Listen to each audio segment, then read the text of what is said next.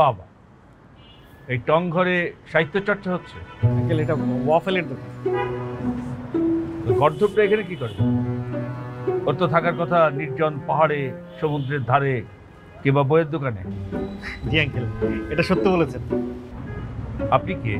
Uncle আমি অনামিকা প্রকাশনীর স্বত্বাধিকারী। ও, আপনি তাহলে নাটের গুরু। ওর মাথায় বই লেখার পোকা আপনি ঢুকিয়েছেন? আঙ্কেল কি যে বলেন, এটা কি কারোর মধ্যে ঢুকে দেওয়া যায়? এটা তো ভেতর থেকে আসতে হয় আঙ্কেল, এটা তো সাহিত্য চর্চা। তো সাহিত্য চর্চার জন্য কি বাসা থেকে বের হয়ে আসতে হবে? আমি বের হইনি, আমাকে বের করে দেওয়া হয়েছে।